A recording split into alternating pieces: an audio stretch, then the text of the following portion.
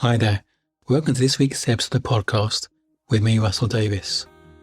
This week, we're looking at the subject of overthinking. I think everyone can relate to the idea and the concept of overthinking and know that at the end of the day, it doesn't serve us. Perhaps it causes unnecessary angst or stress or worry. Perhaps it stops us being more present, enjoying life more, saving life. So how do we stop overthinking? What causes overthinking? And how can we stop it? How can we be more grounded and present and alive to life in the moment? Something that everyone knows they could benefit from. Well, let's dive in and find out.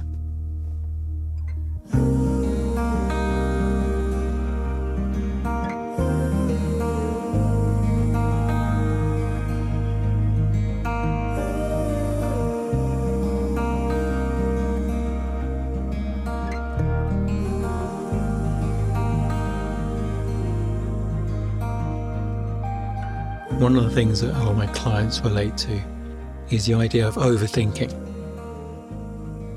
And we all can overthink from time to time, and I very much was and can sometimes be an overthinker, but in the past, very much the majority of my life experience, I was a worrier. And I want to share some of the things I've learned over the years that help me and my clients change their relationship with thought and to be more grounded and present. Not that I'm grounded and present 100% of the time. It's impossible. But I'm able to hold my thinking more lightly and allow myself to be calmer more frequently. The first thing I learned was where my experience is coming from. It really looked and felt like to me that my human experience, my mood, my state of mind, my worry, my feelings were coming from my circumstances, and I had a good reason to worry, whether it was about a work situation or bank balance or something else. And of course, often looking back, and there's a part of me at the time realised I didn't really have a reason to worry, but I still worried, and it looked very plausible and realistic that there was a reason to worry. And maybe it was okay, but I need to keep worrying to make sure I stay being okay, make sure things don't go wrong. And it really looked like it was a situation or potential future situation that was creating the worry, and I was trying to negate those negative situations happening in the future. And I wasn't aware, and it was a big insight to me, a big realization to me that it's my habitual thinking creating my feeling, my worries, my overthinking, my habit of overthinking. It is my state of mind creating my experience, not the circumstances. The two people can be in the same circumstance but have a very different experience of it, because we live in the experience of our thinking, nothing else. And that was a real kind of eye-opener to me, that 100% of the time we are living the experience of our thinking. I guess I could understand that concept, that I can see at times I was getting tricked by my thinking. But the idea that we are 100% of the time living in the experience of our thinking, that was a new idea to me. That was kind of a bit of a mind shift to me. That everything we experience is thought. We can't have a psychological experience without thought. Even pain, you might have a broken bone or a damaged nerve or pulled muscle or something. There's a physical trigger, cause of the pain. But our experience of the pain, we can't feel the pain without thought. We're not thinking about it, we can't feel it. 100% of the time. And that was the big shift for me. That I could see, sometimes I'm creating my thinking here but not here, but realising no, it's all the time. All the time we're creating our experience through thought. So then my attention shifted from trying to fix the problems in the outside world, in the world of form, to, okay, how do I stop thinking? If it's my thinking creating this experience, how do I stop it? How do I stop it? And it was realising that we can't stop thought. Looking at the nature of thought as a concept, as a construct. That thought just happens. We have this amazing ability to have thought, imagination.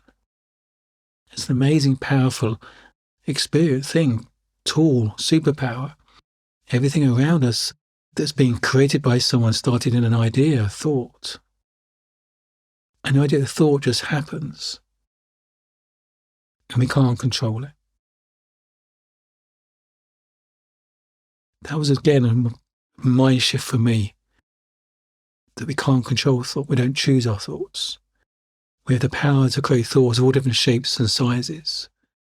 Blue circles, pink triangles. It just come into our awareness.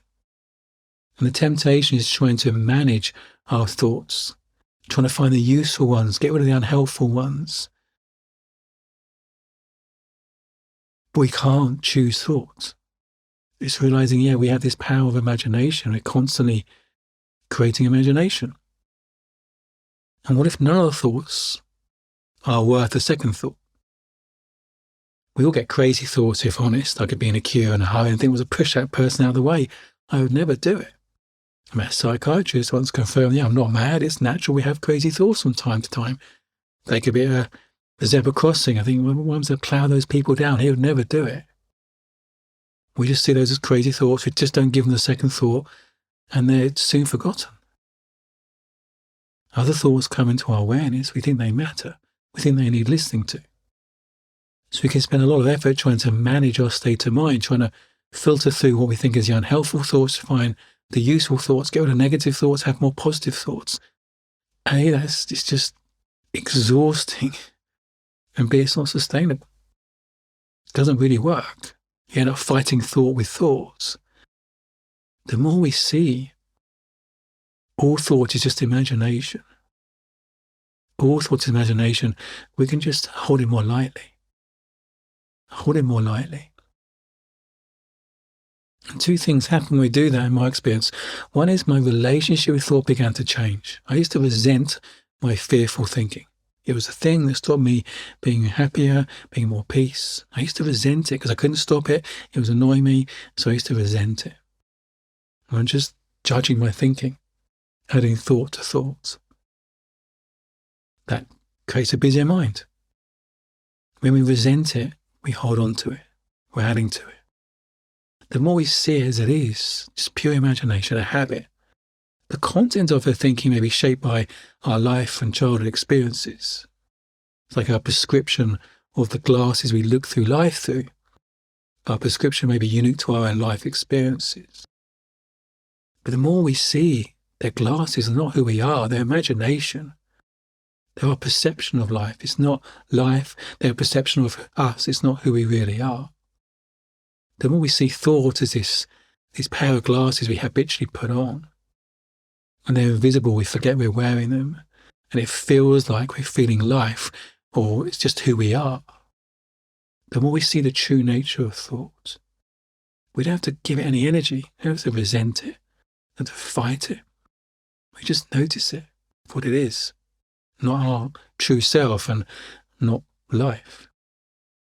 It's just this layer of imagination that thinks it's serving us in some way. And that's another thing about it. I used to resent my thinking, and actually it's an innocent part of us. It's pure innocence. These thought patterns, these thought habits we picked up along the way, they're trying to serve us in some way. They're just misguided, misunderstanding. They're other people's judgments we've taken upon ourselves. They're misunderstandings about ourselves and life we picked up along the way. They're trying to help us feel safe and secure and happy and content and accepted. But just misguided in how we go about that. The innocent habits. And the more we see thought as that innocent habit, we can begin to change our relationship with it. If you can't stop it being there, it's going to happen. The more we change our relationship with it and just allow it, knowing it's an innocent habit, pure imagination, it can move on. It can move on. Because that's another thing about thought, is it just settles, it moves on. Fresh thought is always coming in when we allow it. And my favourite visual aid for this is a glitter ball. And when you shake it, you've got a busy mind. Naturally, we do that from time to time. And we stop judging it, resenting it, struggling with it. And we see it for what it is. It just settles. All on its own. All on its own. And in clarity and perspective return. Yeah, sometimes we're going to get tricked by it. It's so elusive, it's so seductive, it's so persuasive. We're going to get tricked by it. Sometimes we're going to get tricked by the idea that our experience is created by our circumstances. Sometimes we see things with clarity and sometimes we don't. And that's okay. The more we understand the true nature of thoughts, the more we see it for what it is, the less we get tricked. The less we get tricked. The more we can see it's this layer of this filter of thought, our perception, our glasses, not us, not who we really are, and it's not life. And when we have an experience or an emotion, it's an indication that we got tricked. We're looking at life through this filter. It reminds us we're not being fully present. We're not seeing things with clarity. We're not aligned to our true self. And one of the things I began to learn is my thinking was, I thought it was my superpower. I thought I needed to be safe, secure, make sure people don't judge me, to be content, to be okay in life. And I wasn't trusting something deeper within me. I wasn't trusting my innate wisdom. I didn't believe I had innate wisdom. I thought my wisdom came from I'm a good thinker. But thankfully working with coaches and therapists over the years, it helped me see, no, we all have innate wisdom. I will be okay whatever happens. I began to see that the energy of life is not here to judge us. It's got our back. It's kind, it's loving. It's got our back.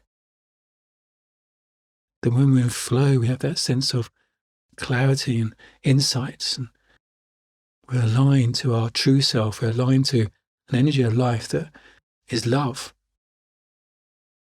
that provides inspiration and clarity, wisdom. I could trust my true self. I didn't need my cognitive thinking all the time to navigate life. I could trust something deeper within me, my instincts, my intuition to guide me.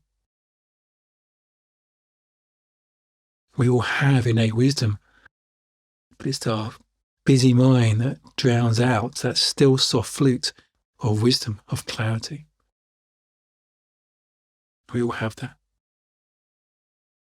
And sometimes what fuels that distrust in ourselves is some limiting beliefs about ourselves we picked up along the way, that we're not good enough, not worthy, don't deserve happiness, all sorts of stories we can pick up along the way that drown out that still soft flute that knows we're worthy, knows we're deserving, knows we're lovable for who we are, knows we're going to be okay whatever happens. So innate well-being.